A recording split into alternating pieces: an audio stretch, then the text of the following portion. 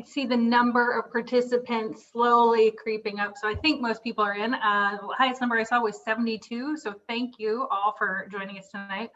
I am Emmy Chilton. I'm the president of Austin Women Technology, and I want to say welcome to our first 2020 event. It is our annual Who's Austin Hiring? We have been doing this event for at least 5 years, for every year that I have been a part of this organization. It is historically our highest attended event of the year.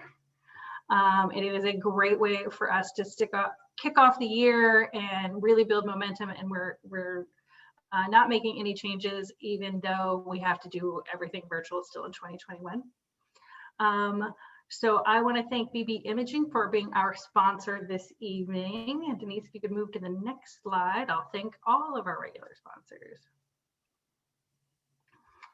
So we have some awesome sponsors that really helped us grow and maintain our membership in 2020 and going into 2021.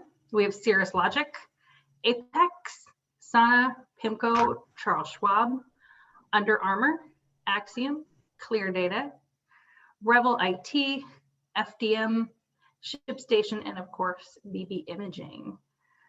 Without further ado from me, I'm going to turn it over to Heather and to Alison from BB Imaging to tell us more about them. Thank you so much, and thanks for joining us here today. I'm joined by Heather, and we're going to talk a little bit about the problems that we're seeing in maternal fetal medicine, what we're building at BB Imaging, and then the roles that we have open today.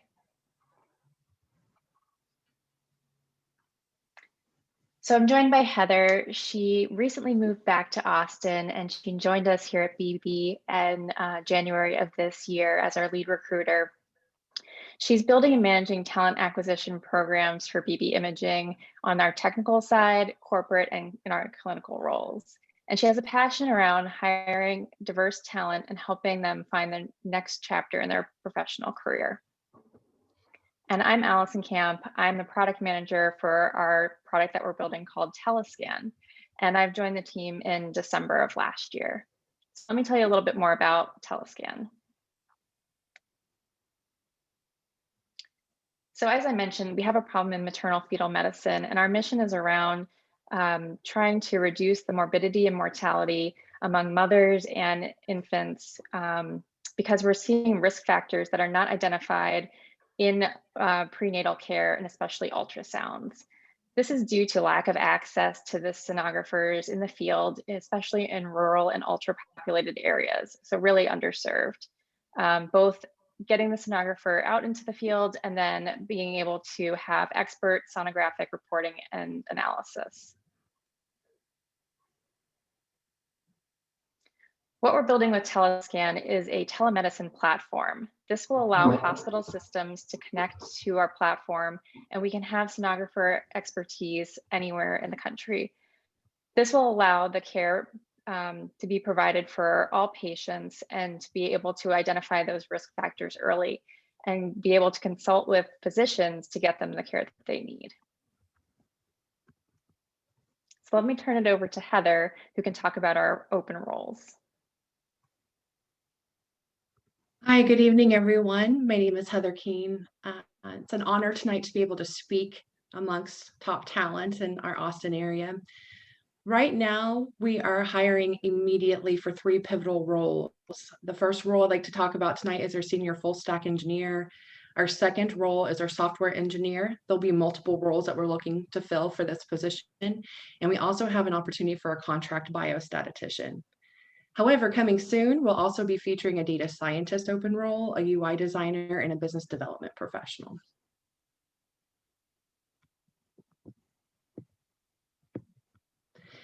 To go in just a little bit more detail on the team that we're building here at BB Imaging, we're looking for a senior full stack engineer to join full-time. This is an excellent opportunity for somebody that has experience in software engineering and is looking to manage a small team of entry-level software developers. So what you'll do on a day-to-day is you're going to use your expertise in the programming languages. This can include AWS, NoSQL, databases, JavaScript, Angular, and you'll help mentor and lead the small team of software junior engineers to write code for Telescan. A lot of this role will help implement a roadmap to make sure that the code is in order, utilize any best practices in agile design thinking, and to ultimately collaborate with the product design lead and our product manager to make sure that we're delivering the top-notch user experience. The other multiple roles that we're filling is the software engineer. We're looking for 2, possibly 3 software engineers to join our team and to work well underneath the full stack development engineer position. This is a fantastic opportunity for entry-level software engineer looking to build their resume skills because of a huge impact of our mission and because we're in the healthcare sector. What they'll do is develop code for lean experiments, identify any bugs that we may have, keep honing those skills in Agile, AWS, NoSQL, and databases, and collaborate with our product team, again, to deliver that superb user experience that we're looking for.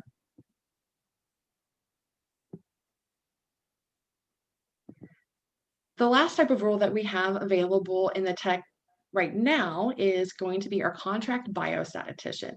Now, although this is a 1-month contract, this is a perfect opportunity for somebody that is looking for experience in the healthcare industry and looking to make a huge impact, because a contract biostatistician is going to be pivotal on validating any calculations for prenatal diagnostics, making sure that our calculations are coded correctly in our application and testing data to use in our prenatal diagnostics application. There'll be a lot of identifying the acceptable levels of variation at different confidence level with this role as well.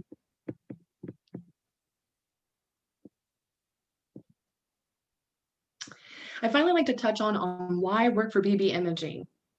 Well, our mission is huge. We're making a great impact in healthcare for women, but also underserved communities. We believe that no matter where the women live or the size of the wallet, everyone deserves amazing healthcare. We have a big culture at BB Imaging. We believe everybody is welcome into the room. We have a diverse staff that collaborates for their different level of professional experience. And we like to take those ideas, work together collaboratively to develop all of our user applications and any ideas in multiple departments. I can't speak enough on the excellent life-work balance. So this is one of the many reasons why I joined BB Imaging, but we promote 36-hour to 40-hour work weeks. So yes, it is possible to make a huge impact and still go home at your family at the end of the day. We'd like to do little creative things like everybody gets the birthday off. That's paid time off. That is your day, and we want you to rest. We have leadership that invests in you as much as you invest in us. So we do offer education compensation, conference compensation, up to about $1,000 annually. And finally, I'd like to touch on the flexible schedule. So at BB Imaging, another reason why our staff loves working here is there is in-office collaboration, but again, we do have the remote opportunities so you can have the best of both worlds.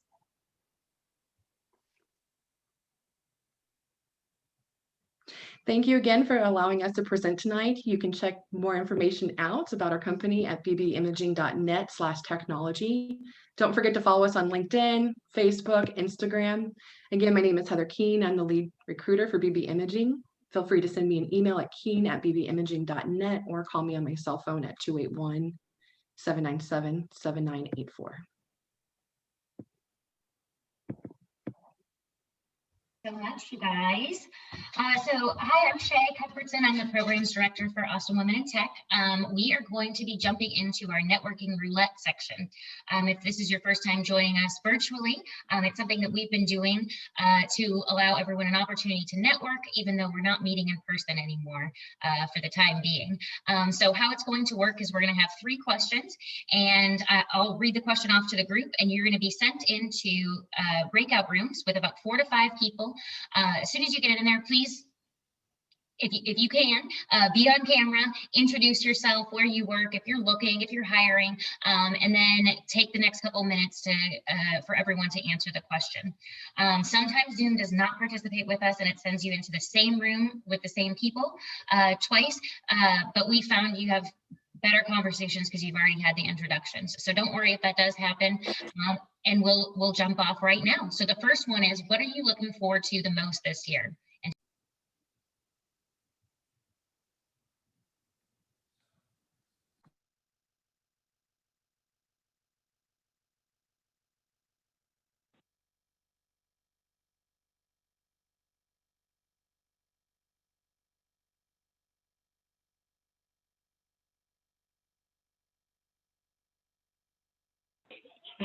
Okay, bye.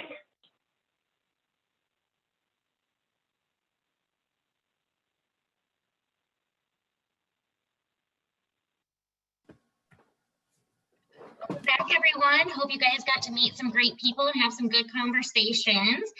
This is the point where we're gonna switch over into the panel discussion for this evening, which, oh, perfect. So you can see all of our panelists and moderator tonight, and I am going to hand it over to Diane Kenyon, who will be moderating for this evening. Well, thank you, Shay. I'm so excited you all joined us tonight. We love this event, and we hope you get a lot of good information out of it. We're going to do intros first, and then we have a series of questions, and Shay didn't say, but we're going to leave time at the end for questions you have for us. If you could put those in chat, Denise is going to help us bring those back to the panel. So I'm going to start off with my introduction. I'm Diane Kenyon. I'm with Charles Schwab. I'm a managing director in the project services team. I've been in Austin for 27 years.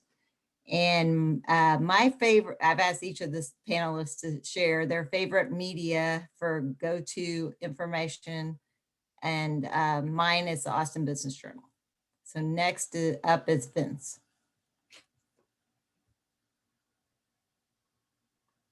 Classic. My name is Vince Mnich. I'm regional manager with FDM Group. I'm based here in Austin, and I cover all of our customers across the West Coast.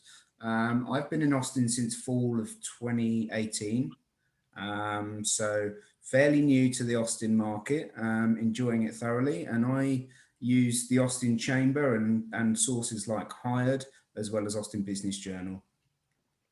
And so now handing over to Anne.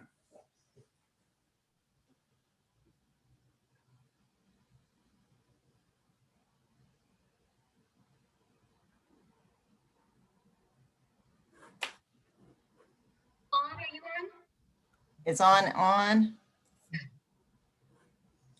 Sorry, I was actually doing a great introduction, but I was on mute. Anyway, Anh Selissen, Chief Information Officer for the Texas Department of Transportation. Been in Austin since 1997, so beat you by several years, Vince. But I love Austin, and usually what I love to do is usually our lives are really busy, but I love Facebook, and so I get my information on what's going on around Austin through the City of Austin Facebook site. A lot of great things going on, and then just networking with my friends and finding out what's the up and coming going on. So I'll hand it over.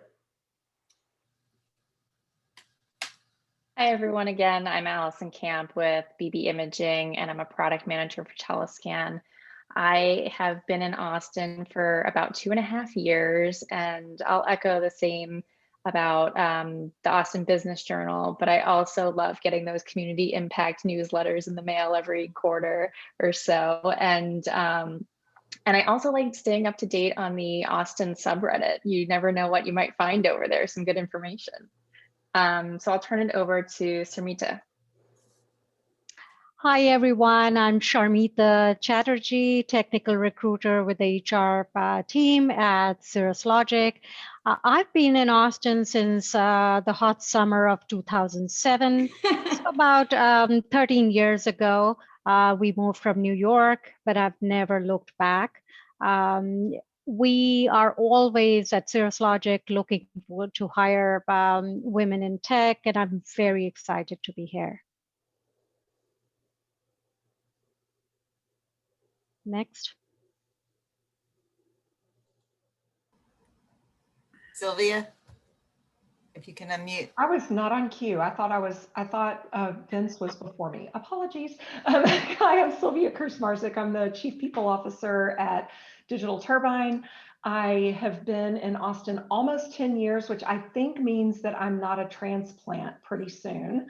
But really excited to be here. This is my first event, and I typically, I'm a voracious reader and consumer of information. So in addition to what a lot of you said, I also follow LinkedIn pretty closely, and also meet with my peers periodically, and Harvard Business Review, all those kind of things kind of keeps me up to date on research type stuff.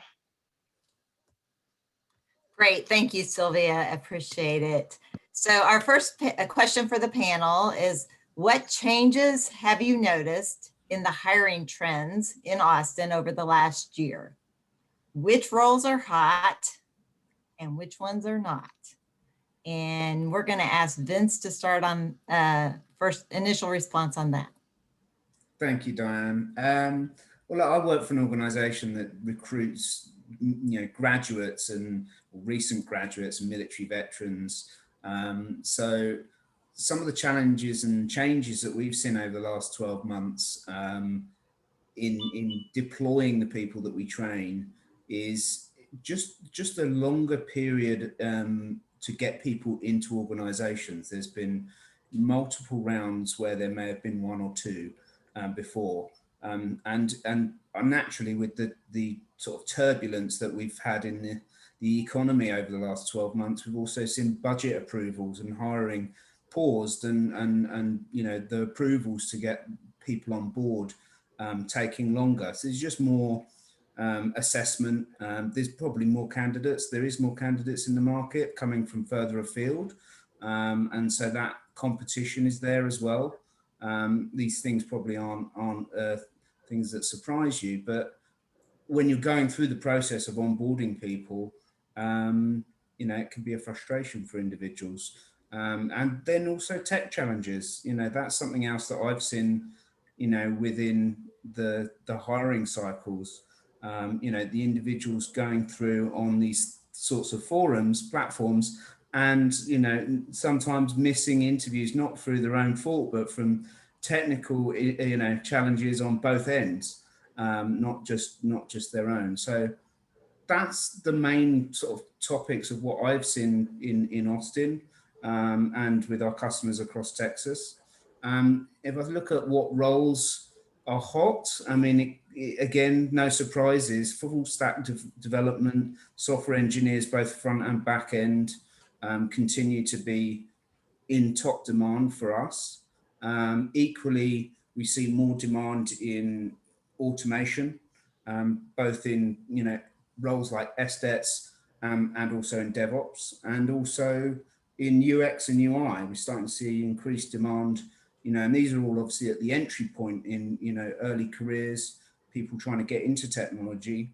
All of those, as well as cloud, have been what we've seen major demand in throughout this year. How do organizations get in tech skills at that entry level? Universities aren't providing all of the skills required, and young individuals don't necessarily have the networks or the channels to get in front of the huge volume of applicants that come through into the doors of organizations. So we play our part there, but it's still difficult. So I'll hand off to any of the other panel members as well. So I agree with you, Vincent. I think there's a lot of challenges, especially as we're doing more of a telework presence.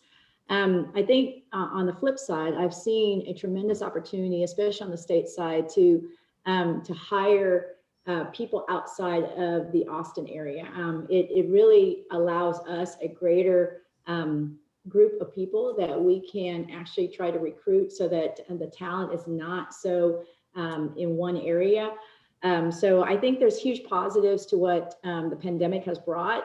It has brought the opportunity of thinking outside the box, of always hiring with people location that is close to you. I think we're seeing that it's okay to actually hire people to actually do work that can be in a remote location permanently. So I see that trend happening quite a bit. The other thing I see is, I think that there is a growing need for the cyber side. I think with everything going on, especially as we see the last national news about the, or international news about the SolarWinds incident, and how broad that was, I think cybersecurity continues to be a very hot market area for IT. But when I think about what Diane's question about what is not hot, I think right now it's hard for me to really define what is not hot, because Agreed. IT has become such a huge need in every single organization. I think we're seeing that automation adds efficiency, and with that needs to be people that are technologically inclined. And so, in the old days, I would say even people who had mainframe experience, maybe that's not so cool anymore, but even for organizations that have mainframe based systems like banks, that's a hot market because there's not a lot of people going into it. But I think that it's just right now, IT is a great time to be in it. I think cyber is the hottest. Totally agree. I think UI, UX, because everything is so web-based now, making things user-friendly is so critical. And then at the end of the day, I think one of the biggest things just is really just someone that really has the ability to understand and pick up the business, regardless of whatever position they're in. That is a very hot commodity, not necessarily a hot specific position, but huge and hot commodity. You completely took the words out of my mouth. When you're thinking about, in our business is slightly different, right? So we're Android, Elixir, ad tech experience. So whatever that thing is, and our hiring model is more mid-career then. So ours is a little bit different there. But people that have business acumen, people that can come in and build stakeholder partnerships, people that have really excellent communication skills up and down the chain, those are the people that are differentiating themselves in a competitive market for us, and that really enable us to hone in on folks that then can come in and work in our kind of hyper growth environment of our company. So, or in it, whatever the culture is of your company, and come in and really hit the ground running, it actually ends up being people that can elevate their technological skills up to that next level in a people leadership space, influence leadership space, excuse me. Yeah, you touched on an interesting point, particularly around communication. We spend a huge amount of time now in coaching and training individuals to be able to step onto this platform and be able to put their hand up and interject and be able to communicate effectively, especially in your first job. Knowing how to mediate in an alien environment where you've not really sat in a room with someone is, it's daunting. So communication skills are front and center along with those technical skills. Yeah. Well, we've kind of bled over into our second question, because of course, when we're hiring and we're looking at hiring trends, we're also looking at skills. And to tee up the second question, An's gonna kick us off and we'll explore skills a little more. What particular skill sets is your company seeking out regularly, or that you've noticed other companies have put in their job listings? I think it goes to what I've been in this. I've been in IT over 20 years, and I think the evolution of, we've talked about the soft skills, but it is so crucial for, regardless of whatever position, whether you're in a low-level position to a high leadership position like most of us are, the main soft skills is yes, it's important for you to have the technical skill sets, but what I'm really looking for to stand out amongst the pack is, do you have the ability to communicate? Do you have the ability to communicate in layman's terms with not necessarily other technical people, but your business, your leadership, to really clearly articulate what is it that you're trying to achieve?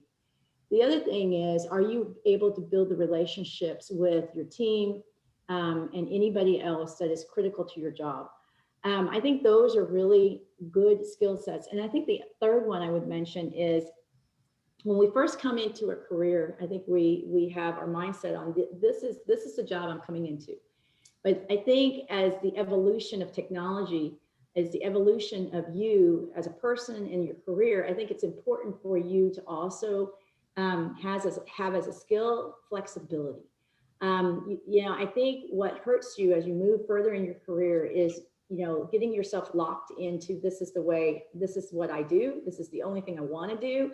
And I think it makes you complacent in some ways. And I think having managed people for so long, I realized my rock stars, or the people that I really value in an organization, are those that are willing to be flexible, are willing to learn new things, and also just be able to collaborate and communicate effectively.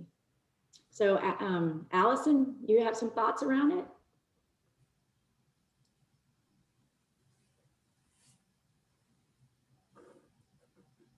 You're on mute. There you go. Couldn't find the unmute button for a second. Those are all really great skills. I echo the soft skills because that's something you can always refine. I noticed, especially in some of our breakout sessions, we've talked a lot about building into your resume some of the trends that we're hearing a lot about, like AWS and taking modules, or even doing some like LinkedIn learning classes where you can not only talk about those in your interviews, but you can also ask the interviewer, like, what are you looking for? What are you trying to accomplish with this role? And then how can I get it with building into my learning plan?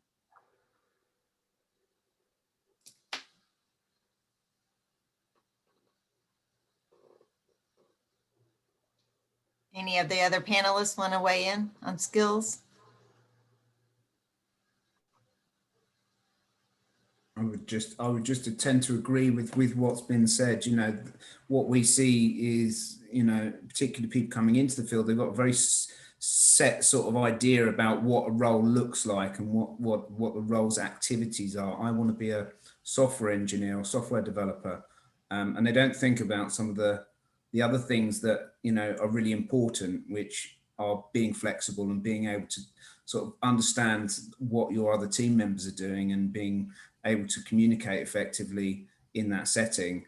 And very much to Anne's point, the ones that are really successful are the ones that have a can-do, flexible attitude and are willing to turn sort of their skills to a different direction when required. The people that really flourish in a technology environment. I think we'll continue to see that trend moving forwards, where we have multidisciplinary people working across technology. Sorry. Go ahead. I agree with all of the panelists because technical skills are very important to being interviewed and being present, being selected for an interview. But soft skills are a combination of both soft skills and hard skills will get you to the finish line. We look for collaboration, communication skills. How will they fit into the team that they will join? All of those take into account when it comes to interviewing.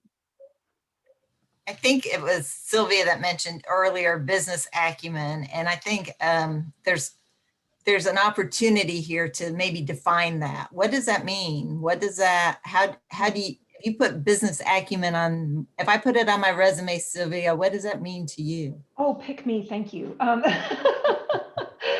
So, when I'm really, I'll use an example of when I'm hiring HR professionals.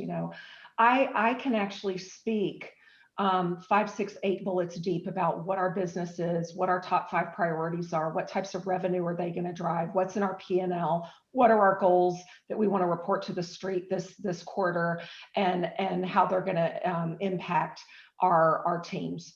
What I'm expecting from a technology person is actually to understand all of those things too. You need to understand what's on the product roadmap. If you're a product, if you're a technical product leader, you need to understand the restraints of what's happening in the technology. You need to understand what our customers want. And then you need to understand the business model of the company, because one of my old mentors used to say, you may get invited to the table, but to be able to stay at the table is because you're going to be adding value cross-functionally and with an enterprise leadership view. And when I say enterprise leadership, by the way, I mean across all the functions. How is that, Diane? Is that okay? That's I'm passionate about that. That was perfect. Thank you. If there's more questions, I guess we'll be seeing them in chat. So our next question, and Allison's going to start us on this one, is what advice can you share for those trying to enter the tech field while many companies are still working remotely? So I think the traditional methods still apply. We just have to take them virtual. And so attending events like this one is a great start. You have the opportunity to network, meet other people at different companies or in different fields. I would say going and setting up virtual coffee sessions with people in companies that you'd like to work for. Always treat every interaction as a professional interaction and make sure that you're dressed appropriately and you're asking good questions, because you never know what doors might open from that interaction.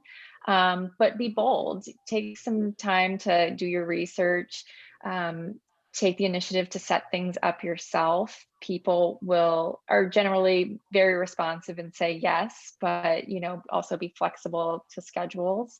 And in your research and your career progression, take a look at the companies that align with your values and your mission and what you're trying to do, and start reaching out to people. You can usually find people who work for those companies on LinkedIn and just reach out to them and say, hey, can I have a conversation? I'd like to know more about your company culture.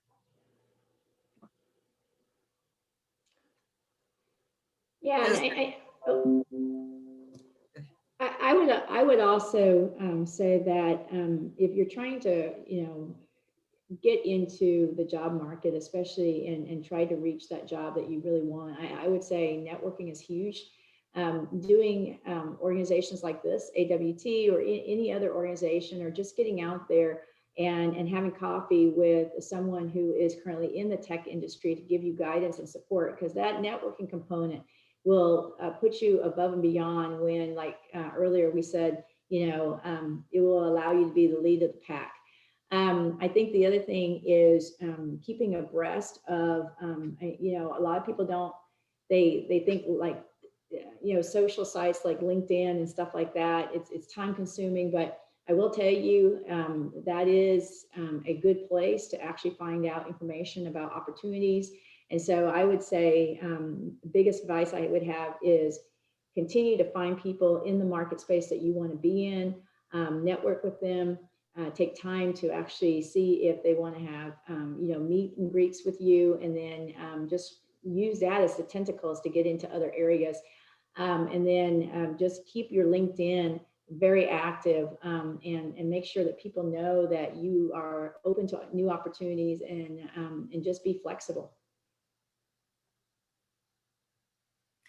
I guess one of the pieces of advice that I always share with people as you do that, especially when you're trying to enter a new market or a new job role, is to think about what are the top three, when you finish a 15 or 20 minute conversation with me, what are the top 3 things you want me to say about you? And if you don't know what those are and you're not conveying those in the conversation, when we hang up the phone or get off a Zoom or leave the coffee shop and you don't know what I'm saying about you, and it's not clear in my mind, it's really hard for me to help you. If I know you're passionate, you want an entry-level software development job, and it's important that it's in a specific industry, those are 3 things I can really narrow down and help you with. But if you can't articulate what's different about you or what's specific about what you're looking for, it's really hard for people to help you. And Sorry. I totally agree. And it's your network that can actually lead you to a job that has not been posted, because we pay a lot in referral fees to our employees. So networking is key. So great point. Sylvia, did you have something to add? I was just going to violently agree with your sentiment. Like, if you don't have an elevator pitch, and when people talk about having an elevator pitch, that's real. You need that. You need to have a practice way of authentically presenting yourself as a human, to differentiate yourself from other folks. High value is placed on that when you've only got a hot minute to really present yourself. So share yours with us. We want to hear it. Mine's really bad right now because I really just want to retire. Can you? Okay, then share a sample of a really good tech person coming to an interview. What does theirs sound like? Okay, I actually had an interview with a guy. Now this was an executive position, but bear with me. I always, the last question I always ask is what else do you want me to know about you? And he said, I speak nerd speak. I can prove it with my pedigree. I'm a family man. I love people. And I love the things that the culture represents at your company. And he actually specifically named 3 of our values and how they related to him as a human being. Not as a technical person, not as a whatever. He humanized himself to such a degree that it helped me. I mean, I highly recommend. I sent him forward and I was like, no concerns. So that was something that actually happened about a week ago for me. Great, thank you. Anybody else want to weigh in on that? Yeah, I would agree on particularly at our end, the interesting facts and being able to humanize, what you're about, and articulate it to a hiring manager or whoever it is absolutely key. And I think it's an oversight by a lot of people. Thanks, Vince. Okay, our next question, and Shmarta's going to kick us off. With so many virtual interviews, what top 3 things do you recommend to applicants to stand out from the rest of the herd? Thank you. Well, job markets are becoming even more competitive with time. So here are my 3 C's that I personally follow. They are connect, communicate, and construct. So the critical thing for anybody entering the job market is to stand out as exceptional to recruiters. I am a recruiter, so I want to hear from you why that role is, you qualify for that role. And what are the experiences you're going to bring that to that job. And the same model works for when you talk to the hiring managers.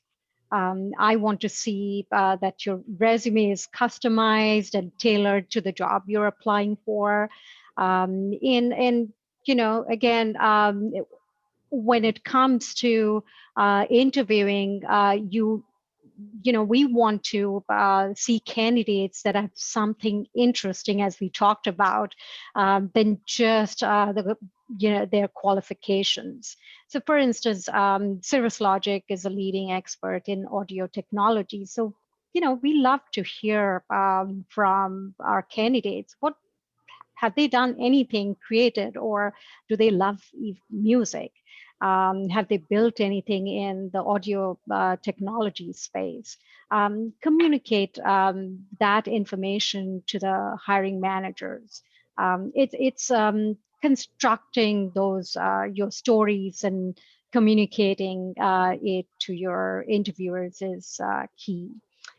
So again, candidates who know the market, who researches the company, other people that who will excel in the interview arena.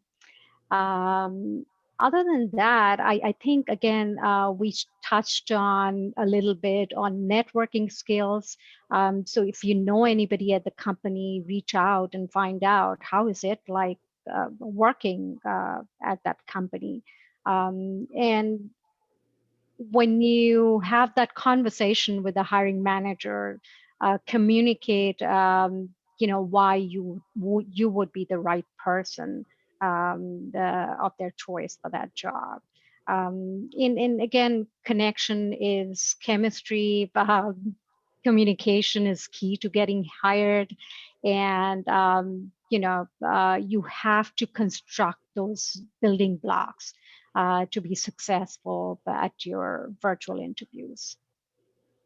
So, and make it a two-way conversation is what I tell my candidates. I think the other thing that I would add to that, that was a great, great framework. And I love setting things up, and like the 3 things that you want to do is kind of a rule for myself. Another thing that I would bring up, in particular, because we are talking to women in technology, lean in to your special Spidey power, your special Wonder Woman power. Lean into that. Don't, I remember when I was interviewing for this job, and I wasn't looking for a job. I was happy at my old job. And I finally decided to interview, and the recruiter said, you keep saying that there are 2 things that you don't know how to do as a chief people officer, but you have all this experience on all these other things that you know how to do. And I was like, oh my gosh, I'm doing that thing girls do. So lean into and own your strength, be a boss, and I forget it sometimes, and I've surrounded myself with wonderful people that remind me of it. But if you don't know how to say it and drive it and be authentic about it, take somebody who loves you and have them talk about why they think you're a badass. I hope it was okay that I said that, Diane. But have that be reflected back, because that is what will carry through in your humanity in an interview process. Well, and I think, very good point.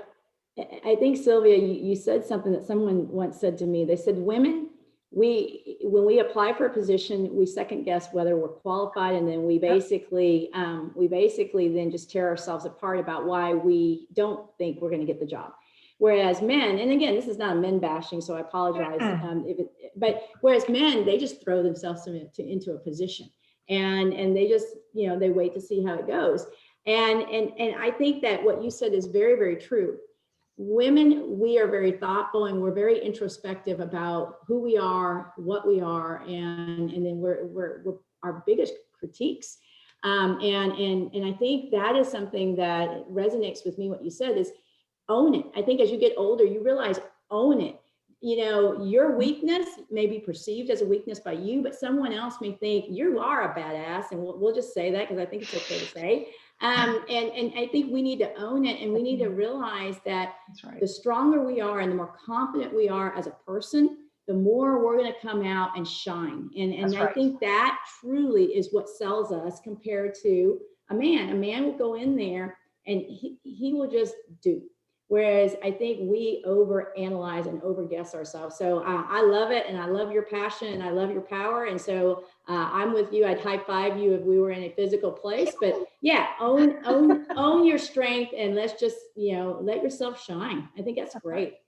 Right, and I've noticed, in my career that we women, when we see a job, we make sure we check all the boxes. It doesn't have to be, everything that the job says. That's right. Right. When I first asked for this question, it made me think of something one of my coworkers says. And she says, my dad taught me at a very young age, get up, dress up, and show up. And I think that those three are important. How you're dressed, especially if something happens and the doorbell rings and you have to get up and walk out of the room for some reason to stop it. I don't want to see your pajama pants.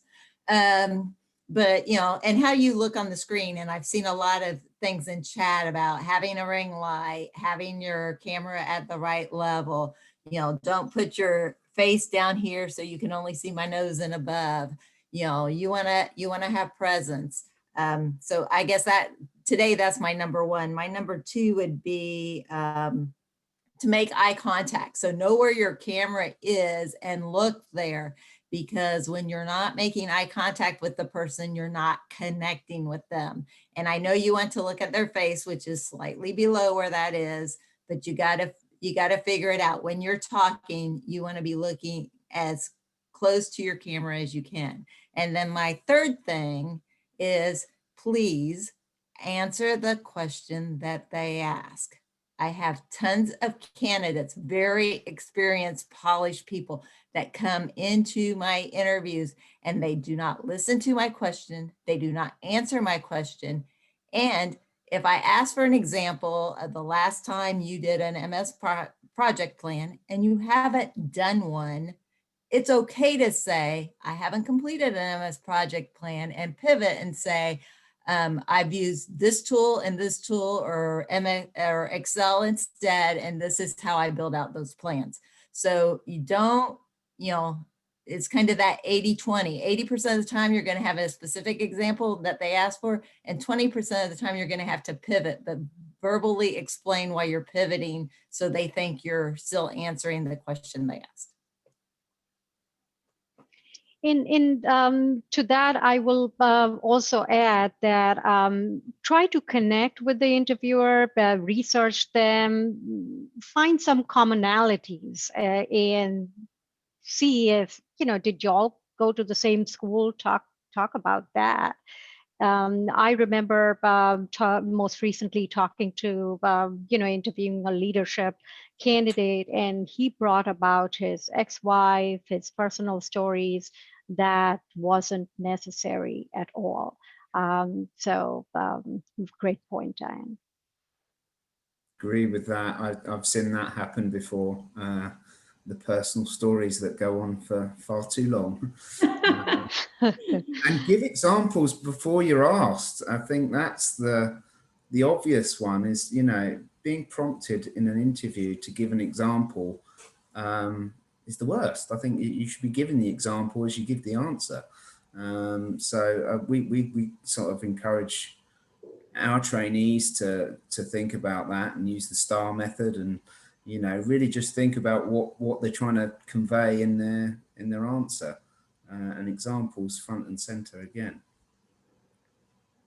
I'm always most impressed with candidates who do their research on the company too. I think if you can pepper your answer with things that you're finding either on our website or in a Google search that aren't just in the job description itself, like how do you relate to the company and what have you learned about the company that really drives you to apply for it? Like that kind of stuff really resonates with the interviewers. Alison, I love that because, and I guess the way to test that, I ask my candidates, why Schwab? Of all the places you can work in Austin, why Schwab? And when I document their question and I can take out where they say Schwab or financial services, and it sounds like every other company on the planet, I know they didn't do their research. So, practice your answers, write some bullets. And if you can take out that company's name and you take out BB Imaging and it applies to anybody that's in the tech field, any company in technology, that's not specific enough. Find something that really resonates. I have to pile on to this one. So a hack is, oh, well, I just listened to your investor relations call.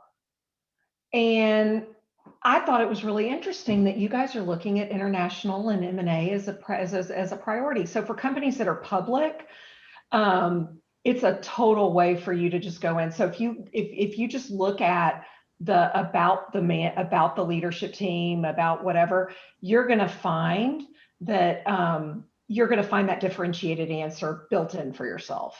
Great points.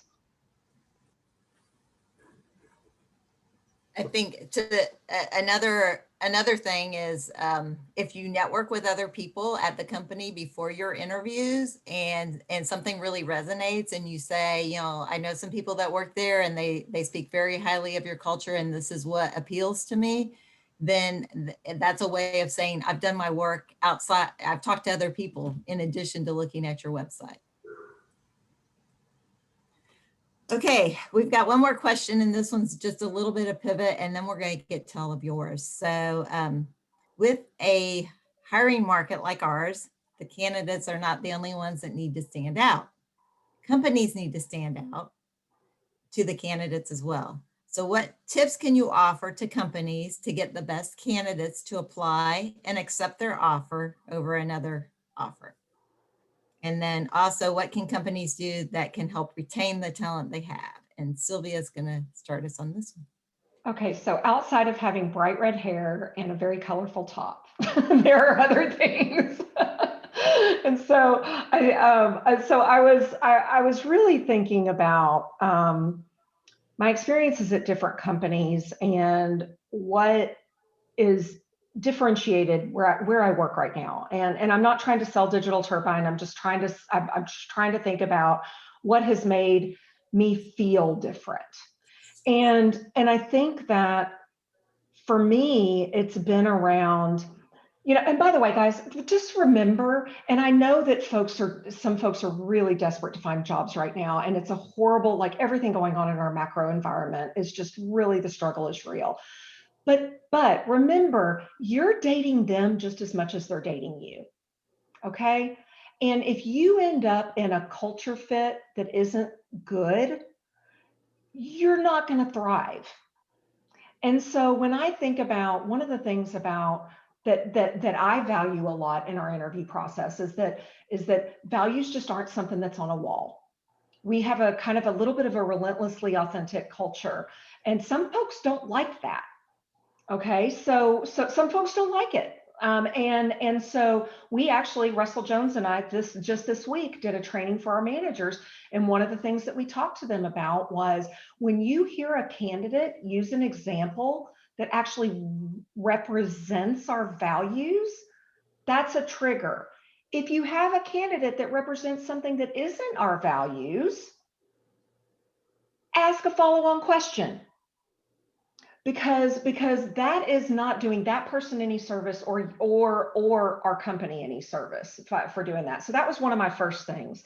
And so I think one of the things that has been able for us, and we're a hyper-growth company, so that's helpful. But I think one of the things that's helping us is this idea of just critical authenticity about where we are in our growth, being really precious about our values mean something. And people that are successful, this is what they look like. But then the flip of it is reciprocity. So what do we give back to the employees? Every employee, and I know not everyone can do this, but every employee gets a bonus in our company. Every employee gets stock. We pay a basic living wage of $60,000 a year. So we're able to say, hey, come in and give, you're going to hustle. All of our processes aren't great because we're moving from a startup to a grown-up company. But if you thrive in that and you can build it and clean a toilet, well, then you go do some great, super like crazy human thing, then we're probably a good company for you to work for. So I would say differentiating your company in a super authentic way is critically important. And then I think for retaining that talent, you've got to take care of your people, man. People are struggling. It's hard, you know, and when, you know, staying close to, you know, a sister getting sick or someone, you know, having a baby and needing some extra time off and trying to figure out school. And I think a lot of companies are doing that well. And actually research is showing that most employees think their companies are doing that well, but ask in your interview process what they're doing to support their teams during COVID. No better time to figure it out than during a crisis, my people.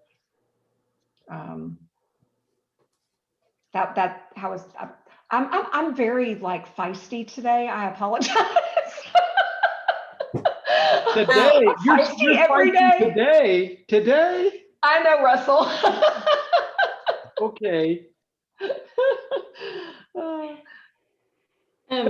That is my answer. So thanks, Diane.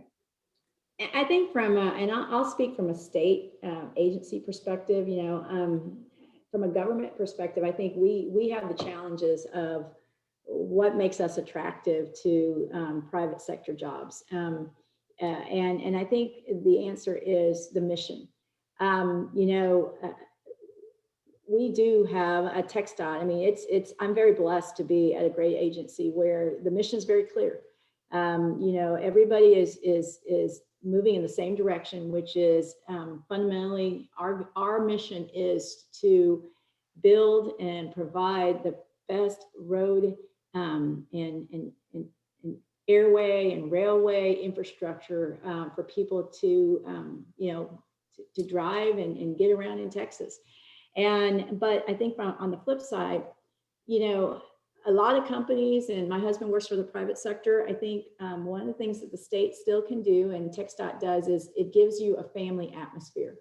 And I think that's still important, even for kids who are young. It's coming in, and to Sylvia's point, it's articulating as an employer, you may not be getting rich here, you know, but you're going to make a difference. There's a legacy you're leaving, regardless of whether you're 21 years old or 22 years old to whether you're 65 or 70 years old. You're making a difference for the state of Texas. The other thing is we care about you as a person. So there's great benefits.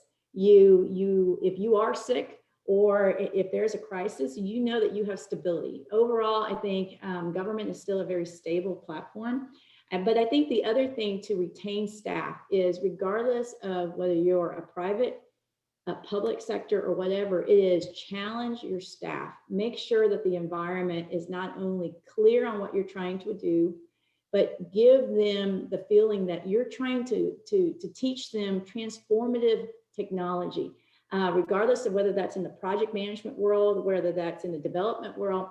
How I've been able to retain my staff, and there's been a lot of changes since I've been at TxDOT, because I wanted to come in and say, we're making a difference. We're changing things around. And so the way you keep really good, talented people is challenge them, give them new things to learn, keep them on their toes, and not be a boring place to be. Because I think overall, that's going to drive people away more than anything. If you've got a boring environment where people aren't challenged, then when you've got another employer coming in and looking at your staff, they're going to jump. But if you also try to take care of your staff, even in years where it's hard, and they know, hey, you know what? On can't give me a raise this year for whatever X, Y, and Z reason budget-wise, but next year she's going to take care of me because she cares about me as a person, then you're going to retain your staff because they want to be there. And so that's what I would say is how we're trying to retain our staff. And to be honest with you, what is it when you call HR people when you lose people? Whatever that thing. Attrition. That's it. Hey, I'm only a CIO. I'm not an HR person, but our attrition rate is very low. So, but that's what I've got, Miss Diane. I want to pile on to what An said there, because I actually started my career in the federal government, and there is these things mean different things to different people and to you on this call at different places in your career, and along with what you're called to do. I actually thought I would spend my whole career in federal service. And so the fact that I'm at this high growth startup is actually sort of hilarious. But that aside, is that being able to speak your truth, you know, if you compare what An and I just said, we spoke the truth in a really authentic way. And so it's the thing that motivates you and drives you that should be the thing that attaches to that thing. And you should figure that out in your interview process and your due diligence. So on that was a great counterbalance to we should not be in a room together, Sylvia, because I think we'll cause the room to implode. I'm just saying. I'm totally going to reach out to you after this call. I can't wait. We should.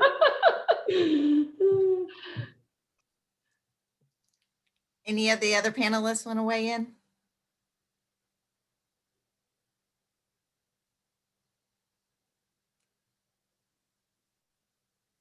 if not, we have lots of questions coming in from the audience, and I'm ready to pivot there. So the first question is, 2 to 4 years experience seems to be the sweet spot for hiring engineers. What skills do you expect to see with this experience range that you don't at less than 2 years experience? And if that's really the case, I'm a little disconnected from the Austin market. My feeling has always been that because of the volume of startups, that most of the software development, software engineers that they were hiring were in that 8 to 12 range experience.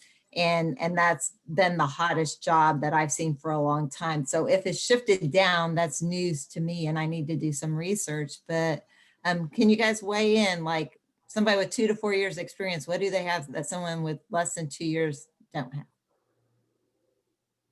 Well, they have 2 years experience to start. We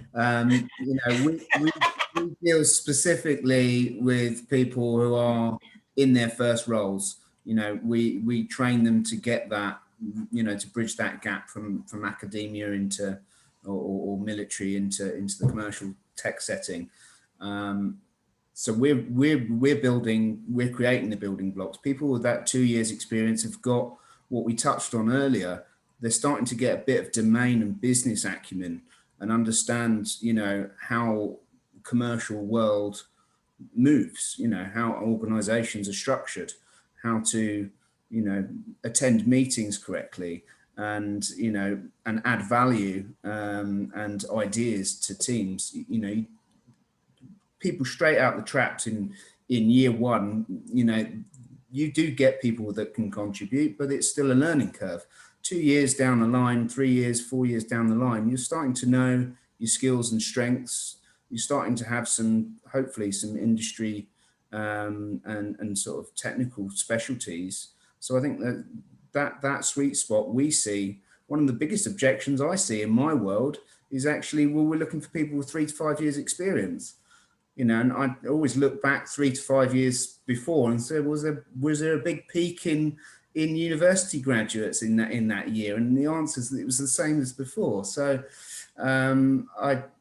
that's my candid response, really. I think you've already got 2 years under your belt, and so if you can bring something that's going to challenge the people with 5 to 8 years experience, then a hiring manager will take enthusiasm and good work ethic over someone who's a bit more expensive, who's got 2 more years experience. I think if you are close enough, if you have 1 year of experience, like if you're within a 1 year kind of plus or minus, go for it. Because if you can show what you can demonstrate on your resume, put it in your cover letter, supplement your resume with projects that you're working on the side, because your experience is not just working for another company. It's anything you can do on the side, volunteering, and just showing that you have those skills and demonstrate it. I totally agree with Alison and Vince. And Cirrus actually hires people with 2 to 3 years of experience. So we're open to hiring somebody at that level. And I think if you're, I think when we think of 0 years of experience, we think of new to workforce. And there's a lot of adjustment that happens in that first probably 6 months or a year of adjusting and understanding the work environment versus the college or the school environment. And but if you've worked in a professional setting and you've been in the workforce and you're just in that 1 or 2 years of engineering experience, leverage the fact that you've worked in a professional environment and build on that, bring that to the table. And actually, even fresh graduates are doing internships. A lot of internships I'm seeing even among bachelors. And we hire them fresh out of school. And Cirrus is known for grooming its engineers from straight out of school. And our previous CEO was one of those people that rose the ranks and, you know, became the CEO and led the company.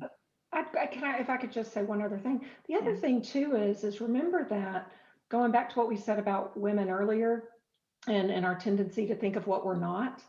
If you see a role that's asking for 5 years experience and you have 4, apply. You may be way more differentiated than you think you are. And your experiences that you had may actually fit with where that company is and their growth and where they are in their own development. And for a really high potential, younger, more junior person, we'll make the trade. It's worth it. So don't forget about that either. Next question up is, I'm interested in knowing what the hot computer languages are in the job market. Which languages will get me employed the fastest? I think PHP is gaining ground. I think Java still is a big one. Come on, guys, help me out. React. Angular, React, we see a lot of. SQL. Yep. Now, I will say this is not a language, but definitely it's a hot market to get into. As Salesforce is big, and Tableau is also another hot commodity area. But I know that's not what the question is, but I'll just give you the gamut of areas. Yeah, we're starting to see also demand in Golang. So, you know, that's an interesting one. I think we'll see that demand in that language grow.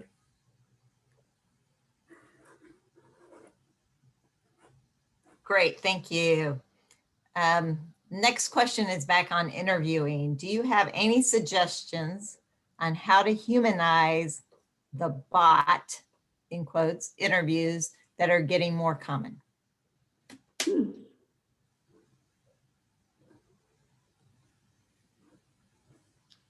Is it bad that I don't know what that is? Yeah. I don't know. I haven't done a bot interview. Maybe people I've talked to may think I'm a bot. I don't know. So we may need some more clarity on that question. You've done it. It's the impersonal customer service that you get, like when you inbox someone on Facebook or something. If you inbox a brand on Facebook and it's like a computer answering you, so it's never answering the question you asked. Oh, like a chat. Oh. Yeah. I haven't seen those, and I guess you have to decide if that's the kind of company you want to work for. Yeah, right. Yeah. Yeah. Good point.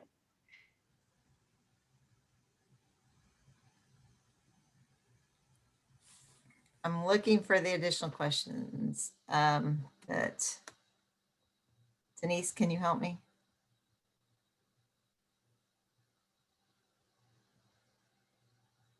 There we go. What is your go-to interview question to see if a candidate is a good cultural fit for your organization?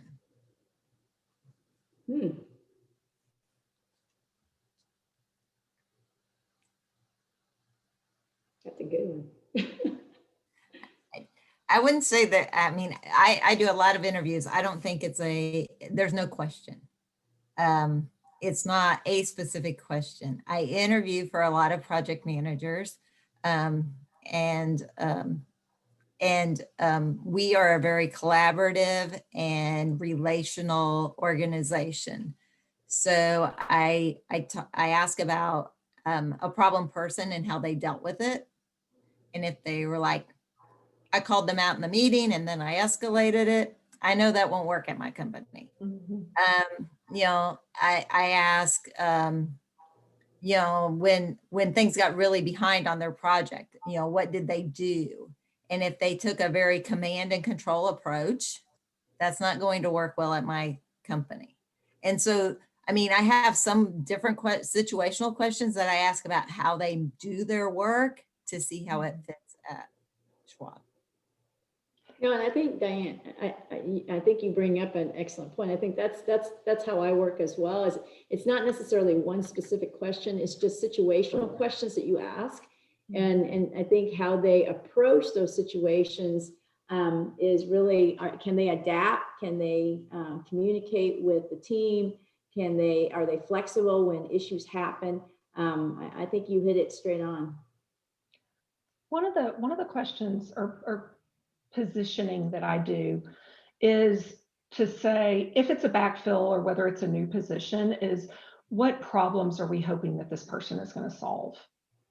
And with the context of the problems that we want this person to solve, what do they think they would bring to the table as a human? And I actually use the word human.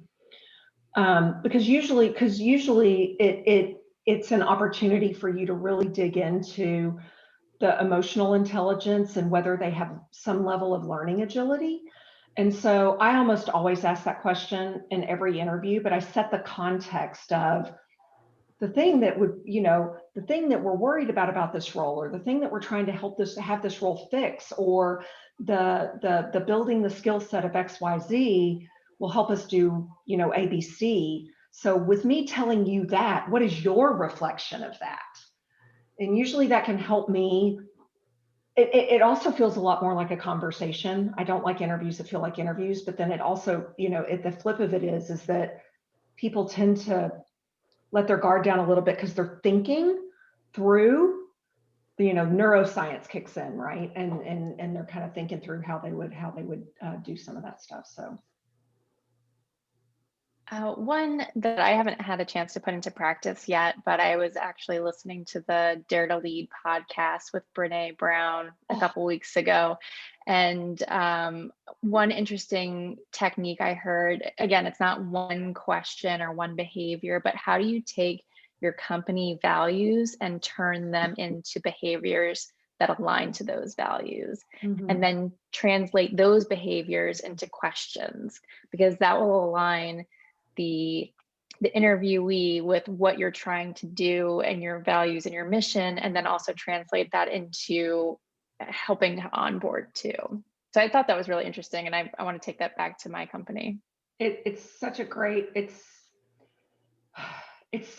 way to translate who you are and who you want to be in the selection process, but also just in your employee experience process.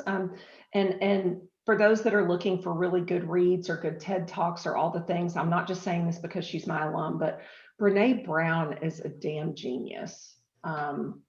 She really is. And I cannot even recommend her work high enough in terms of becoming your own being at work, at home, in life, etc. And this is for boys and for girls, Vince and Russell. She's fantastic. Thank you, Sylvia. Sarmita, you've been asked to repeat your 3 C's. Oh, really? Okay. Okay. So it's connect, communicate, and construct. Yeah.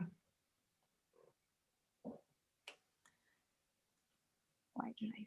The next question up is, how appropriate is it to ask for feedback when you are not hired, especially after several interviews with several teams?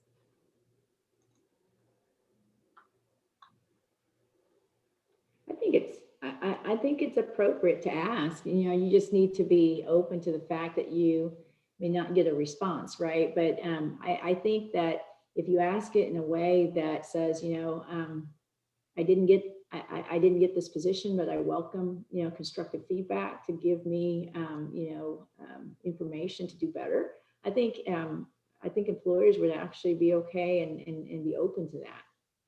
Yeah. I guess I'm a firm believer of asking in each interview, and it's hard on you and it's hard on the interviewer. So you've got to kind of figure out where you're comfortable. And it's like, I've really enjoyed our kind of it near the end. I've really enjoyed our conversation. Are there any gaps in my experience that I can, or that I can further explain? because that gives them the door, if they're concerned about something, to bring it up and make sure they have clarity on your experience and kind of what you would do in a situation. I love that. I would also encourage the recruiters in the room to, one of the things that I wish had been more of my experience is that people setting me up to be successful in subsequent interviews. And so by the recruiters saying, hey, this has been a great conversation, we're out of time, let me tell you the 3 things that I think people are going to be thinking about when they see your experience, or this is if I was going to have a lingering question when I give my feedback, because I think you're absolutely worth sending forward, it would be 1, 2, 3, 4, because it helps them put their best foot forward in the next interview. Now you should, if you're going to employ that as a practice, you need to be consistent across the board, right? Everybody gets a ribbon, but people really appreciate it. They want to know, and they're always wondering. So by telling people, you just kind of you level up their ability to show up as who they are, which I think is nice. Let me add to it as a recruiter. We always try to give a good candidate experience, no matter whether we touch them once, twice, several times. And we always try to set the expectation ahead with the candidate, telling them, well, this is how the interview process is going to be. It may be 3 weeks. And again, the initial stages will look like this. And then if we decide to move forward, the next few steps would be this, and that is going to be the final step. And that gives them a clearer picture of, what they could expect. And I always let them know that if you have a timeline, or if you hear from other interviews, feel free to reach out anytime. So Denise sent me the last question, and I'm not sure that it's really a question that we can answer well in the few minutes we have left. But it's probably a topic all in itself for everything that I've seen and read and is being published on the topic. And it says, it just jumped on my screen. Sorry, guys. It's about when things go back to normal, how are companies going to balance, in the office, work from home, remote work, and those that strictly enforce a in the office only policy per se, or pretty strict, what will that impact be? And you can all weigh in.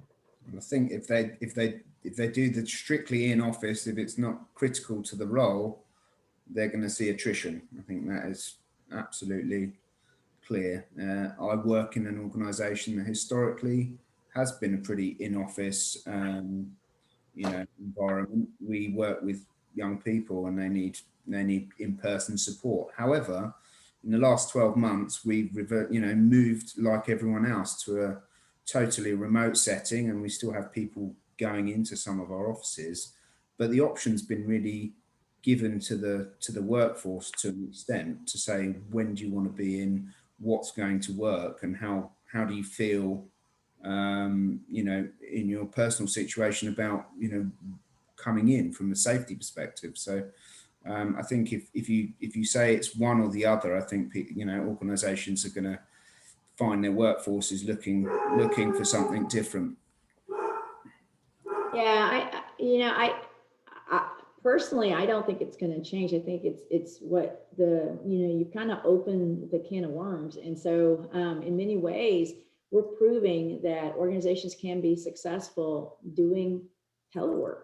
And I know for me, there were times as a manager, I was cynical of it in the past, where I'm like, okay, yeah, I'm going to do it. I'm going to allow maybe up to 2 days a week, but are people really productive? And what COVID has done is it's forced me to just not even question it. And I'm seeing productivity, and I'm seeing people be able to deal with incidents and issues even in a telework environment.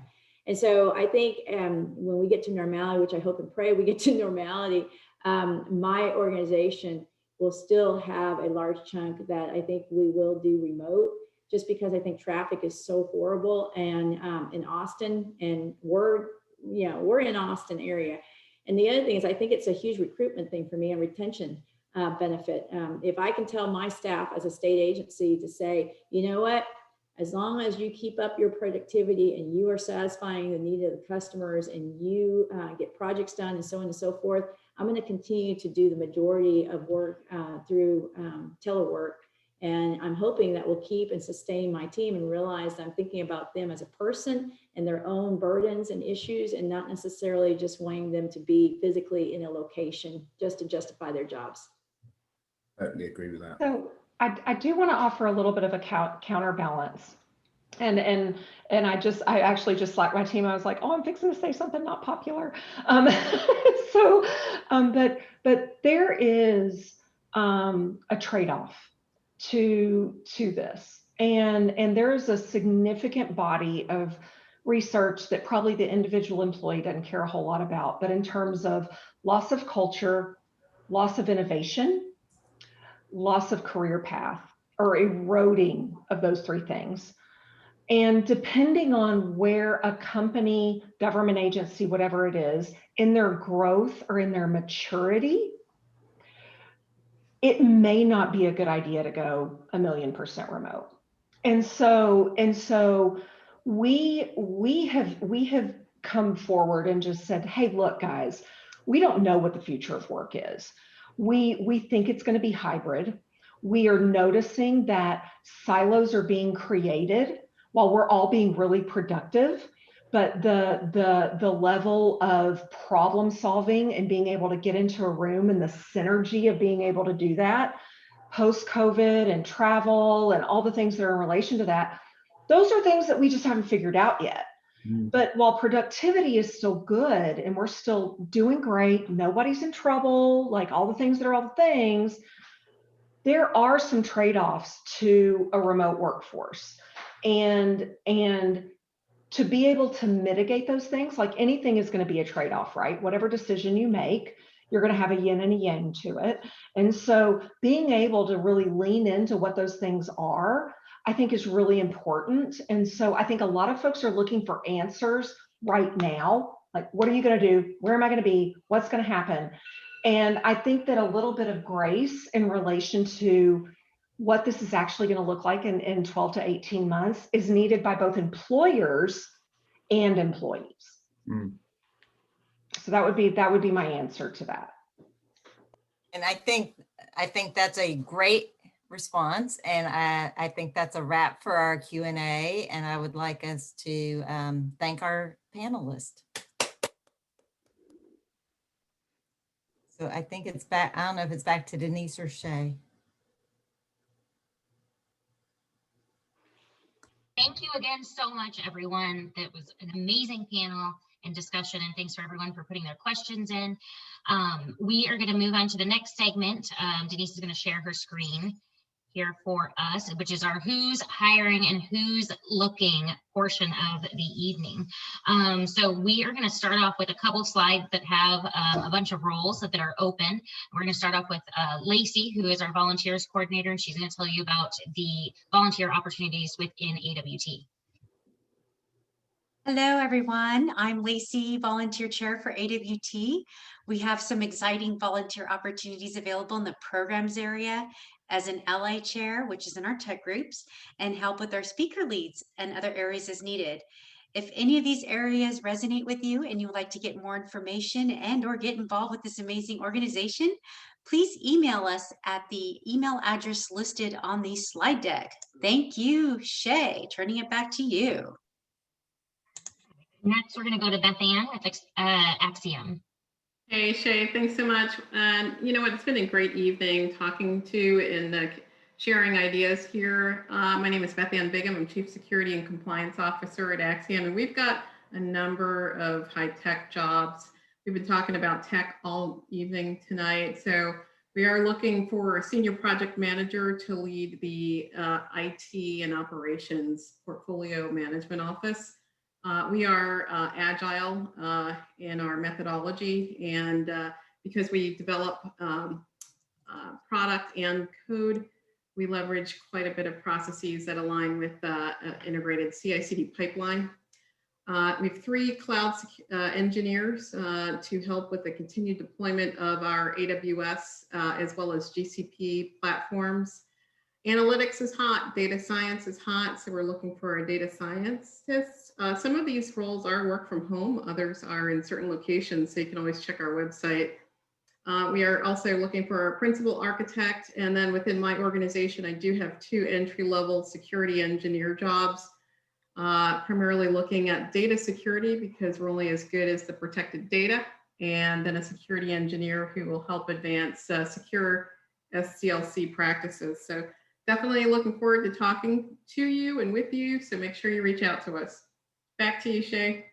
Thank you. Next, we have Michaela from Sana Benefits. Hi, everyone. Thanks for having us tonight. This has been such a fun event just to meet people again. For those of you who don't know, my name is Michaela, and I am a recruiter at Sana Benefits. Sana Benefits is a 3-year-old health insurance startup headquartered in Austin, Texas. Although we are pretty much all remote, and are probably going to be remote going forward as the world is still in lockdown. We are on a mission to make quality healthcare affordable, accessible, and understandable. So we're throwing away the status quo of health insurance and building a product that puts the members, puts our admins, our employers first, as well as the providers that our members are going to see. We just received $20 million in Series A funding last fall, and we doubled our team last year. We have 88 employees now, and we're going to be doubling again this year. So right now we have 15 open positions across 6 different departments, and we are hiring multiple people for most of these positions. Some of the more technical roles we have open right now are a principal data architect, multiple product managers, as well as a product designer role that'll be posted soon. We're hiring both junior and senior full stack engineers to work. Typically, you'll be starting out on a lot of internal projects for us, building new systems, new platforms, new channels for our teams to become more efficient and effective as we scale, and then working on some outwardly facing products as well. We're also looking for a payment operations lead, which is a data heavy role looking at our financial processes and basically building them out for us as we're now growing to the size of over 100 employees. We're also hiring less technical roles. We're looking for provider operations associates, where you're working with the providers, the doctors and nurses that our teams see. And we're also looking for a recruiter right now to come in and help me fill some of these positions. So if you're interested, connect with me on LinkedIn. I'd be more than happy to talk with anybody, and go to our website, sanabenefits.com. Careers is at the bottom. Drag your resume in and let us know you heard about this at Austin Women in Tech. I'd love to connect with all of you. Thank you. Up next, we have Rachel from Blackbaud. Hi, everybody. This has been an awesome event tonight. Thank you for having us out here. I work at Blackbaud. We are the world's leading cloud software company powering social good. At Blackbaud, our mission is to create an ecosystem of good, enabling all of the world's leading nonprofit organizations, higher education, K-12 organizations, healthcare, faith, to really bring good out into the world. So if that resonates with you as part of your values in the work that you do, then we're the company for you.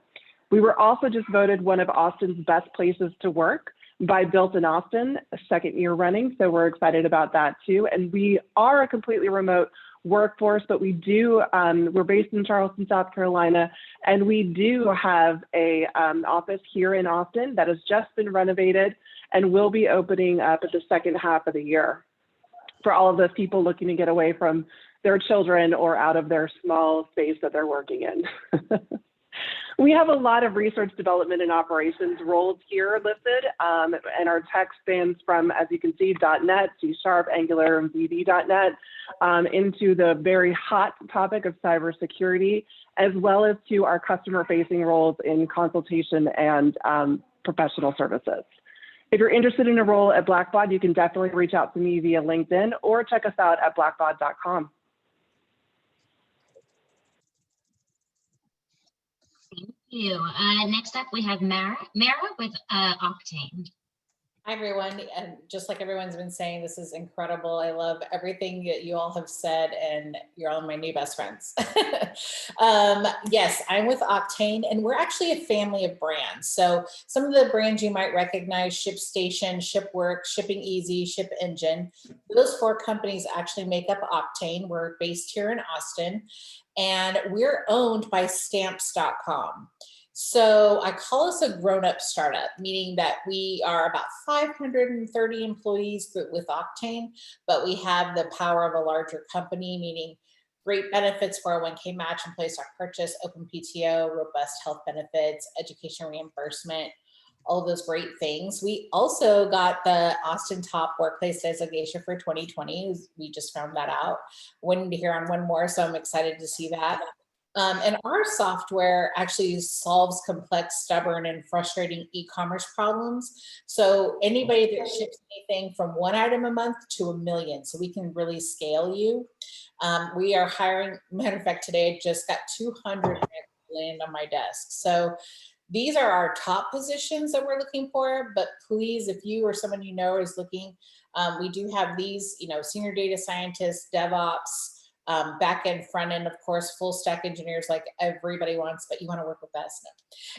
And then just go to octane.com/careers, and you'll see a full list of everything we have. Like I said, sales, marketing, product, etc. And one thing I really love about being here is that we really put our beliefs into action. The customer is our mission. We only play offense. We expect exceptional outcomes. We're direct, authentic, and we work with the best people. So please follow us on LinkedIn, connect with me on LinkedIn. I'm happy to, if we don't have something for you, I'm happy to connect you with other people. I've been recruiting in Austin for about 15 years. Came from California, part of the problem. But anyway, thank you so much for having me, and back to you, Shay. Thank you. Up next, we have Erin from ESO. Hi, yeah, thanks Shay and everyone for coming to this event. It's been great. Looking forward to more in the future. So I am a senior talent acquisition specialist at ESO. ESO offers an integrated suite of software products for EMS agencies, fire departments, and hospitals that are transforming the way that first responders collect, report, and analyze critical information to improve the community health and safety. So not only for their patients, but for the first responders themselves. So definitely a big mission, especially after this past year. We were founded in 2004 by our CEO, who started out as a paramedic and found a need for a software to help first responders collect and report on patient data. We have a little over 350 employees worldwide, and we're headquartered here in Austin. We have a few different roles across marketing, engineering, implementation, and sales. We have, 4 to 5 different regional account manager roles based in different territories, so a lot of opportunity there. Our implementation manager position is more of a role to help redefine our process for our implementation team. So definitely a very exciting opportunity there. We have a few engineering positions, a few leadership roles as well. So a lot of growth happening at ESO. So feel free to reach out to me via email, connect with me on LinkedIn, and take a look at the rest of our listings on our careers page. Thank you. Up next, we have Tamara at PIMCO. Hi, I'm Tamara. I lead our technology recruiting efforts for PIMCO. I'd like to say we're at a really pivotal moment in terms of technology at the firm. I've listed a lot of the positions. There are actually so many of them, we couldn't really fit them on the slide. But just to know, I'd say in terms of like our cloud initiatives and developments, this is something that has been sort of a build out within the last 3 years or so, consulting with all different groups within the company and really working on not only just the cloud enablement aspect, but developer enablement as well. So software tools, making it more the optimal development environment for other developers to develop in. And for those of you who aren't familiar with PIMCO in general, we're close to 2 trillion in assets under management. I think it's like 1.92, whatever. Our investors are institutional investors, endowments, people who rely on pension funds when they retire through the work that we do. So we build technology to enable our portfolio managers to make intelligent investment decisions. So it's not just cloud that we're building out. We have digital product management role, which will be responsible for all of the PIMCO.com products, information security analysis, client data management, operations analysis, and the list sort of goes on. So feel free to reach out to me. I think we have our email addresses. Yeah, we have our email addresses listed for the specific recs. And if you have any questions or just want to, share your resume with me and see if there's anyone I could get you in touch with, always happy to do that. Love being part of this group and happy to help anytime. So. Thank you, Tamara. Up next, we have Russell with Digital Turbine.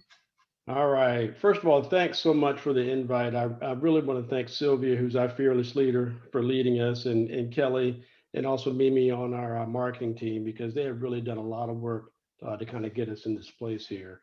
So Digital Turbine. So we are the leading mobile edge, mobile install and content advertising company in the world. Our software is running on over 500 million devices across the globally. If you have an Android device, our software is running on your phone. So that's what we do. The company is based in Austin. I work remotely, not remotely, I work out of the hub office that we have that's in Durham. We have another office that's in Arlington, Virginia, which is where Mimi and also Kelly are. So we've been recognized as far as Fast 500 tech companies that have been growing. We just got awarded Built in Austin Best Company Culture, and we're the #1 tech stock in 2020. And so it's a hyper growth company. And I'm going to tell everybody that's on the call, everybody's going to come at you all pitching about what they can and what their companies are. You all are valuable resources. You all have valuable things that you bring to the table. And I would suspect that a lot of people are here also because you've been laid off. And I'm going to tell you, I've been there and I've done that. We talked earlier about the call about networking and working your network and those types of things. That's one of the key things that you all really have to do. And one of the things that Sylvia talked about and everybody else that you heard about too was about the values. They can pay you all the money in the world, but if they don't align with your values and what it is that you want to do as far as your career and what you want to do with your life, it's not going to make a world of difference. The values that we have are we hustle, we laugh, we're a global company, we're results oriented, we're accountable. We also have freedom as far as our hybrid model is concerned. So I would strongly urge you all to make sure that when you're looking at joining an organization, all those things kind of come together, okay? Now getting back to the nuts and bolts, the positions that we have that are the highest priority positions, and we have several director of software applications positions that you see there here. One is a little bit more general, the other one's more focused on mobile application development. Several data architect and data scientist positions. Happiness is happy. I'm talking about her technical product ownership position is there. And we're always in the market for Android developers. There's always a market for that, whether that be in our office that we have that's in Austin or in Durham, but we're focused here on Austin for right now. So you can see how to reach us on the website, Digital Turbine, and also my career's email address. Tar Heels or Blue Devils. I am a Tar Heel. Can you not see my cup? Have you not seen me drinking out of my Tar Heels cup? Maybe you can't see it. Your background makes it invisible. All right. But again, thank you so much for the time. We appreciate it. Thank you. Up next, we have our lovely moderator, Diane, who's going to be telling us about the positions available at Charles Schwab. Thank you. I looked today and I think we have almost 100 positions open in Austin. If you want to stay in Austin, please do not apply for the ones that say Westlake. That is a zip code really close to Fort Worth. If you want to move, go ahead and apply. We have technology business jobs. These are some of our key positions here. Our jobs, most current jobs listings are the ones on our website. I just want to plug Schwab. I've been there for 4.5 years. I came from healthcare and I thought I was really, I really thrived well being passionate about the patient and taking care of the patient. And at Schwab, it's an entirely different industry, but they're very much the same about the client. And, we're doing our best to enable individual investors to get into the market and to make their money work for them. And we have a lot of opportunities in Austin. We have a beautiful campus. We employ about 2,500 people here. So there's some contacts on here, or you can connect with me and reach out, and I'm happy to have a conversation. Thank you, Diane. Well, perfect. So thank you guys all for doing that. We wanted to give an opportunity for our, our sponsors to be able to tell you guys about all the positions that they have available for you guys.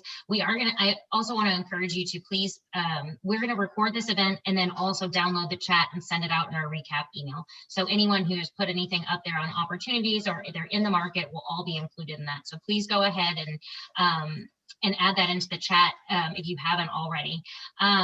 We typically do a unmute and say what you're looking for, but we ran a little over, so we're going to do our membership announcement real quick, and then you guys can unmute right after that. So I'm going to hand it over to Taryn Wise, who's our new membership chair, and she's going to be telling you about becoming a member and the benefits. All right, thanks, Shay. And thank you, panelists, for the time tonight. What a great event. And I hope everybody got everything that they needed out of this. I see a lot of great responses on our chat and hope to connect with y'all. As we kick off 2021, I would love to have those that join tonight's event that are non-members look into becoming a member.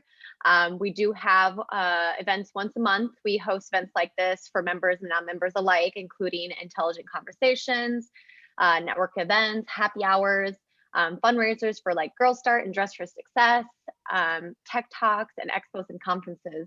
And obviously next month we have our February Valentine's event. So that will be our next event on the docket. But as an AWT member, you receive discounts to many of these events throughout the year, and you'll get to utilize our Slack channel for further networking and posting of jobs and other items. And then as a member, if you join, it is $60 for the entire year. And that is for all the events for the entirety of the year. We also offer a discount for students for $30 for students. I did just put in the chat, the email that you can message me on. And again, my name's Taryn Wise. As your membership director, just ping me on LinkedIn, email me. I'm happy to help you guys. Otherwise, yeah, hope to see more of your faces throughout the other events that we have through the year. And I appreciate you all showing up. Thanks, Taryn. And I'm going to pass it over to Emmy for any last remarks. I do. I want to say that again, I opened with, this is our biggest event. The highest number I saw in the participation list was 103 or 104 people. That's how many people we had online tonight. Thank every one of you for coming. By the way, that means we had to upgrade our Zoom just so we could have events this big, because the regular, even the paid for Zoom only has 100 people. So thank you for making us so successful. Tonight was as amazing as we hoped it would be. And for those on the board, we pulled this together. I know if Cheryl's still on the call, this event is hard to pull off. Panelists at the beginning of the year are always hard. So I want to toast the board members who've worked their tails off in the last couple of weeks to pull this off, because I know they all put a ton of work into this. Denise and Shay and Michelle and Dom and everybody, Heather, everybody has been so great in pulling this off. I want to say thank you. I think it's been a great event, and I think it's a great way to kick off 2021. So thanks everybody for attending. Shay, you have something to say? Yep, I was just going to say at this time, if you'd like to unmute and say if you are hiring or looking, please take this opportunity to introduce yourselves to everyone. Thank you again, everyone. Amazing seeing all of your faces. Hi, everyone. My name is Lisa Jammer, and I'm the Director of People and Culture with the Texas Department of Information Resources. During the panel, they talked a lot about working in state government, and I can't stress enough, it's a wonderful industry to work in. From the perks to serving Texans to the wonderful benefits, I can't say enough great things. At DIR, we're hiring for a couple of positions. I have 2 accounting roles open. If you enjoy reconciliations, financial statements, reporting, and journal entries, please reach out to me. Additionally, I am looking for a data guru. to provide consultative services and program support and administration for our open data portal. So if you're interested, I'd like to hear from you. And finally, if you're looking for a dynamic cybersecurity team, I have one in store for you. We have an information security analyst position sitting in our Chief Information Security Office. And so if you're looking for a security program development, you like training and educating others on fun topics like cybersecurity, reach out to me. I'll put my LinkedIn information in the chat.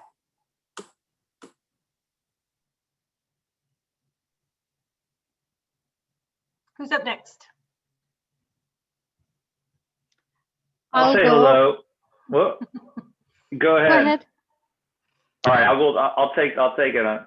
My name's Craig Luthi. I'm with Yeti Coolers, a local brand here in Austin. It's first time that we're participating and hope to become a sponsor this year. With the help of the team that I'm connected with. So just a little bit about Yeti. Obviously, it's for our consumer products, coolers, drinkware. And we've got a huge ambitious growth goal this year to kind of expand our teams. And that means building out the right IT solutions. So just to give you a quick overview, a lot of the products that we use are off the shelf, Salesforce across sales, marketing, e-commerce, SAP. We're going through a big upgrade with that on S/4HANA platform. And then we also have data analytics as a key backbone, SLT driven initiative. So all the roles across everything from project management to analysts and engineering looking to hire here in Austin, and some that have the ability to be hybrid remote. So I think I put something in the chat earlier, but looking forward to being a part of AWT for later for this year and beyond. So thanks for setting this up.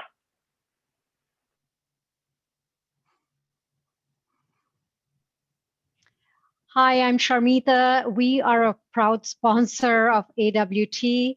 I wasn't able to slip in a slide today, but we are one of the best workplaces in the US, in Austin, and we have been recognized by Forbes as the world's best employer. We have a lot of great benefits. It's flexibility, and we are always looking for analog, digital engineers, full stack software developers. So please look us up online, and we hope to hear from you.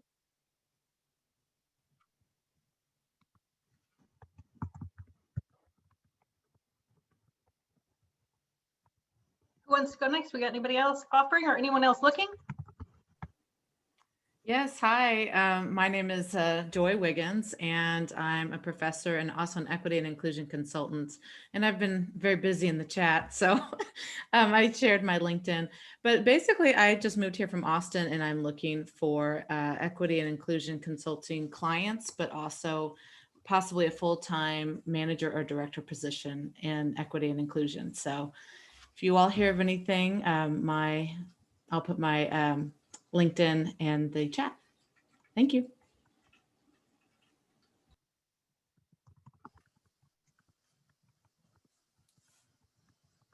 Anyone else? Hi, I'm Jessica Caldwell. Good evening, everybody. I am also looking, my experience is with energy and tech industry. I've just put my LinkedIn information in as well. Looking for business development and strategic partnership type roles where I could just help develop really strong partnerships and relationships with customers and internally. So if you guys are looking for something like that, if anything resonates with you, I'd love to connect, and I did put my information in there. So thanks so much, everyone, for this evening. It was really great. Hi, my name is Rachel. I'd like to go next. I'm new to the tech field, but I am a graduate student at Texas State for technical communications. I recently found out that I have a passion for tech writing, copy editing, copywriting. So I'm on like a little bit different side of the field, but I have a lot of interests. Some of the stuff that I've seen Yeti do is what I'm really interested in as far as designing and creating. That is totally my passion. So I am definitely looking for new roles because I'm still on the path of finding what I do want to do with my life. It's a bumpy road, but I'm enjoying the ride so far. So yeah, I just wanted to introduce myself. Thanks, everyone. Thank you. Welcome, Rachel. Rachel, just a suggestion for you. In the cybersecurity space, that's a pretty broad field. Under the information security risk sector, they need technical writers all the time. So you may want to check that job family because that's a space where you can enter into a very broad job category, apply the writing. They also do a lot of security awareness training, which allows you to apply the creative side of writing. So those are two job families that you may also apply the same skill for sure. That's awesome. Thank you. That's great information, Beth Ann. Thank you. Friend that's looking for an IT operations manager position as well. So if you know of any openings, please let me know. Got anybody else? Can I go next? Hi, I'm Sachi Suzuki. I'm a back-end software developer with a Salesforce experience. I was with the tech company for a long time, like over 20 years. And even to this day, I cannot explain what that company did to my mother. So I'm very looking forward to working for more good for the people with more better purpose, easy to explain to my mother type places. So I'll be reaching out to you, and this is my first time joining this event, and it's been great. Thank you so very much for organizing it. Well, thank you very much for joining.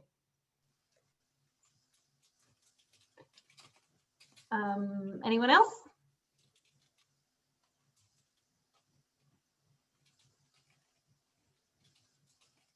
We're all done? We've got all the job seekers and all the job finders, I'll tell you, everybody's put all of the information in the chat if that's true. Make sure everything's in the chat because it will go out. I think I heard somebody pipe in. Oh no, I'm a field rep and I've actually done something really creative during this time. Well, the field sales is sort of, a lot of field sales are furloughed or having trouble getting out to office buildings. I've actually looked at one of my other passions of teaching, which is my background. So I'm actually doing some teaching right now. And that actually something I speak to well is just being able to really talk with people and relate with people and actually train people. So I think I have a lot of pivotable skills, but I would like to entertain field sales still. I'm just doing other things during the meantime. So any particular industry? Well, I don't think I'm software sales like the town is. I think I'd be awesome for someone like Yeti that wants to be creative and get into different doors. I know they lost BSS and I'm a big cyclist.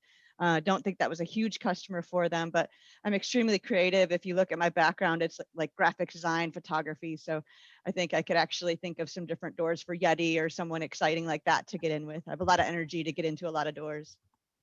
So, and I tend to be on the acquisition side.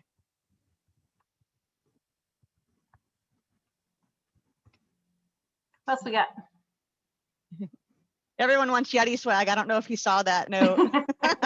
Yeah, Craig, just like hold up a Yeti cup and you'll have everyone applying. So That's right. Yeah. You gotta have it. Had we known you were here, I would have made all of the board members. I got them Yeti cups as founding members of the Boss Ladies Club. I would have made sure we all had them had I known you were going to be. Well, thank you. Thank you. I got them all customized with AWT on one side. Oh, look, Shay is waiting right and grabbed it. And then the other side has our names and that we're founding members of the Boss Ladies Club. So. Classic. That's phenomenal. Anyone else?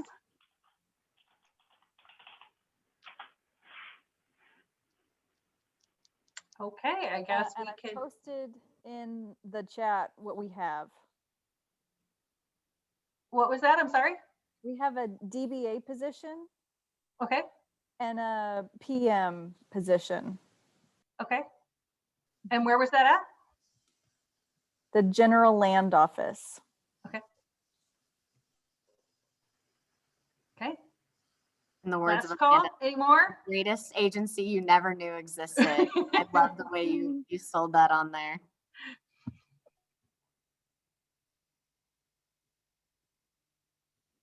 All right. Well, I do want to thank everybody else again for coming tonight.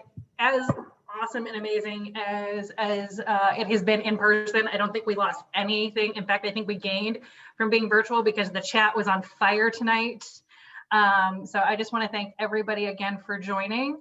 You don't have something important you want to put in chat right now before we close out the recording so that we capture it all. And it will go out in the recap email. So all of those of you looking, it's going to go to our contact list for the folks that are here. And we'll also post them internally to our Slack channel within the next couple of days as we get it all cleaned up and organized for that channel. But again, I just want to thank everybody for coming and thank everybody for participating. It was an absolutely amazing event. Thank you for helping us kick off 2021 with such energy. It's been great.